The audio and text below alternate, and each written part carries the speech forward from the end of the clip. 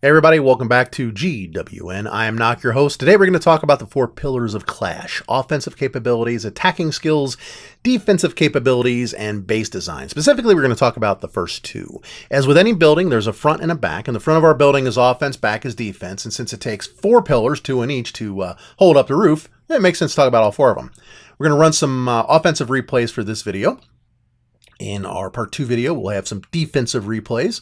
So like I said, first of all, the front of house, offense. Have you ever really wondered why you are where you are in the game? Well, offense is the key to a PvP game. Defense is important, don't get me wrong, but you can have the best defenses in the game, yet keep on losing because your offense is unable to get you over the goal line. Offensive play can be broken down into our first two pillars: offensive capabilities and your attacking skills.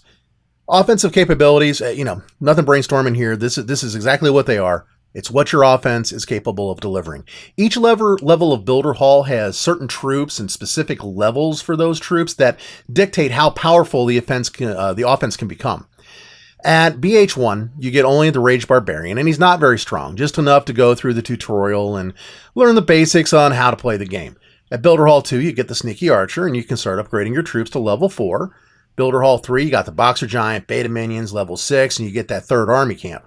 Builder Hall 4 brings us the Bomber for your ground attackers and the Baby Dragon for air attackers, and that fourth army camp, which really changes the game once you get that fourth army camp. In short, your offensive capabilities have grown, taken a significant leap forward over the course of the first 4 levels of the Builder Hall, which is about maybe a week or so of play. Maybe 2 if you're really taking your time. And this is when we first start to really begin seeing effective hybrid army compositions at Builder Hall 4, like Barch and Bombarian and Beta Drags, which are, Baby Dragons and Beta Minions in particular. Now, BH5 brings you the new ground troop and the cannon cart, but it really isn't useful until later in the game. To be honest, not even until Builder Hall 6, if you ask me. The most important contribution to offensive capabilities from Builder Hall 5 are the troop upgrades. The Baby Dragon at level 10 can now have 3 units per camp, which allows you to take 12 into battle. You get 5 more Rage Barbarians for a total of 60, and you get 2 more Sneaky Archers, which gets you up to 32. You also get 2 more Beta Minions, which takes you to 32 in a mass Beta Minion attack. Even the Bomber moves up to 4 per camp, which will help your Bombarian attacks because you have that extra bomber that you can deploy as kind of a backup singer, if you will. Builder Hall 6 gives you the Night Witch and level 12 troops. Some troops get more units per camp, while others get much stronger, with HP and DPS. Night Witches, though, once they're maxed at Builder Hall 6, they really become a secondary troop to reckon with. The Mitch attack, Beta Minions and Night Witches, along with its cousin Baby Mitch, where you swap out one camp of Beta Minions with Baby Drags, they're really strong winners. Spam attacks, which are rapid deployment strategies involving just one troop, they become more prevalent here because the troops are so much stronger. BH7, though, that is the next big leap forward in your offensive capabilities because you get the 5th Army Camp. Now, just like what happened with the 4th Army Camp in Builder Hall 4, this is really the separating factor between Builder Hall 7 and everyone that comes before it. You also get the dropship, plus new levels of troops that take you to level 14. Now, at this point, you probably see the pattern and growth in our offensive capabilities, and the same is coming with Builder Hall 8 with the P.E.K.K.A. and the 2 more levels that we get and so forth. But what does that mean to your gameplay? That's the real question.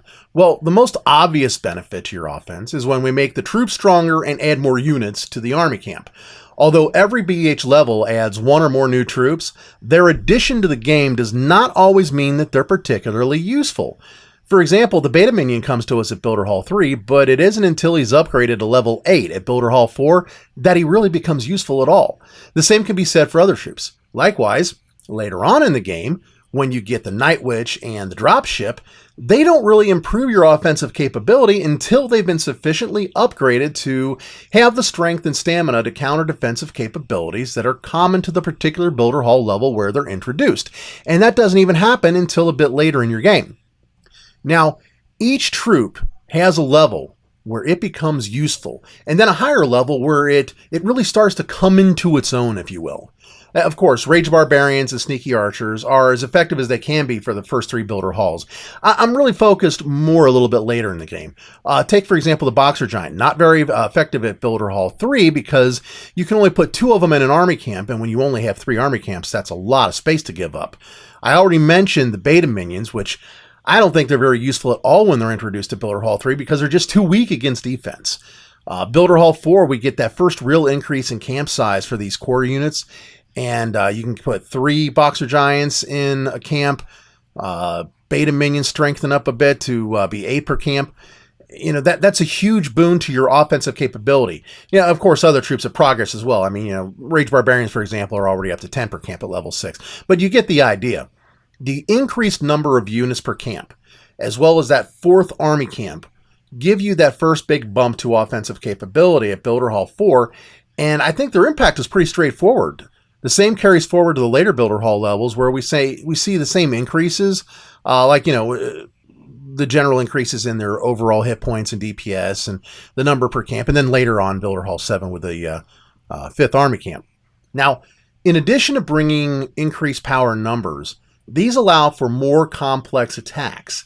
The hybrid army composition will grow and strengthen as you progress through the Builder Halls as well. Mitch becomes a strong contender first at Builder Hall 6, but once you get that 5th Army Camp and level 14 troops, it becomes a solid powerhouse at early to mid Builder Hall 7. By the time you hit the back leg of Builder Hall 7, you got drop ships. Once you get those upgraded to level 10 or higher, they provide the same level of tanking service to an air attack that you would get from a Boxer Giant on a ground attack.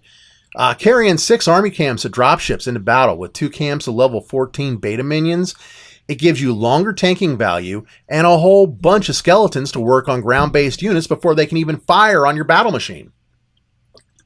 Now, that kind of brings us to the battle machine. And I have an article on my blog. I don't know, I wrote it a month or 2 ago, I guess it was, talking about when to upgrade the battle machine and why.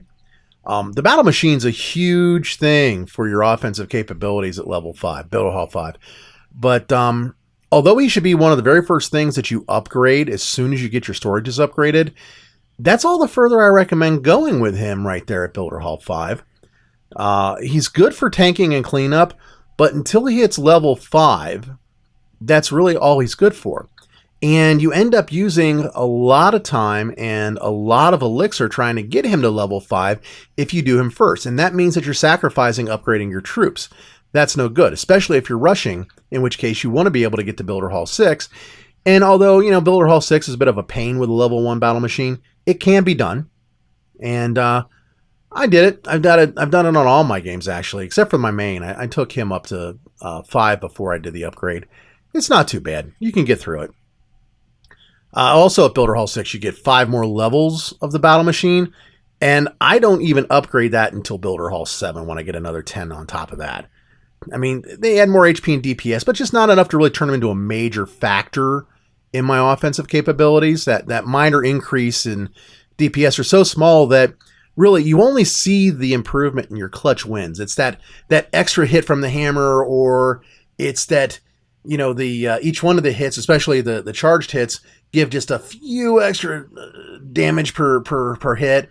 And that's all fine and well. And I've lost a number of battles over the course of the last several hundred because of that, where if I just had a little more oomph, or, you know, if he just had a little more health, he would have survived a couple of hits. But you know what? I don't plan my attacks around clutch wins. And I don't recommend anybody else do that either, because it's not the right way to play. That brings us to pillar number 2. And this one's actually kind of a quick one. Attacking skills.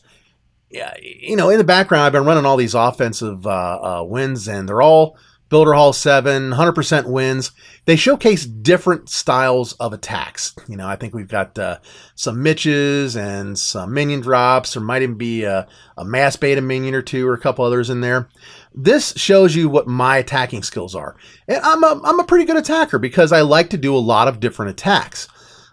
If you can't attack, like I said, it doesn't matter how strong your troops are, or how great your defenses are, or what kind of whiz-bang base design you're running. You ain't going to get very far.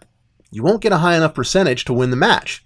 You know, it's important to have strong offensive capabilities, and having them will make a poor attacker appear stronger, but that's only going to get you just so far. We hear all the time about these OP attacks, typically Bombarian right now with a Rage Barbarian. It's the troop to max at Builder Hall 7, and he is a force and a half to be reckoned with, especially when he's combined with other troops. Bombarian is really, it's a manic powerhouse with mass numbers of Rage Barbarians, 80 of them in one attack. But if you can't stop the OP attack with defense, how you gonna beat it? And there's only one way. That's with superior attacking skills. So what makes up superior attacking skills? Well, offensive capability, which we already talked about, but then versatility. The variety is the spice of life. What kind of attacks can you take in with you? That's the question that you need to ask. What are you able to bring to the table with your troops? The best attackers are versatile attackers. They carry multiple attack strategies into battle, and the builder base game offers us a unique feature in that we can change our army after seeing our opponent's base. So you might not get long to do an analysis, but if you can just kind of get that general gist of it, you're going to be able to change your army, and you're going to be able to go stronger in your attack. For example, an open box style base where you have walls around the outer perimeter and everything is inside the outer walls, those tend to favor ground assaults like Bombarian or Jybok, which is boxer giants, bombers, and cannon carts. Many of these bases don't even need the bomber. You can often break into the base by just sending a boxer giant or a Rage Barbarian to hammer at a wall until, that's outside the range of the defenses until it finally breaks through. Layouts with a lot of compartments, though, you're going to look at that and say, oh yeah, that's air, because air doesn't care about the walls. Who cares about those silly little walls when I'm flying over top of them, right? Whereas a Bombarian or something else may take a little longer to get through those, and well, you lose more troops, right? Now, most players are going to rush their games early on, and I don't discourage it. In fact, I do encourage it because that is how the game is played. I almost don't like calling it rushing because it's how the game is played. But while it gets you to a higher level and increased daily loot potential, it does tend to sacrifice your attack versatility along the way. So that's why it's important to have a plan and set yourself up as you go, okay? Get that one strong attack every time and then try to get some more.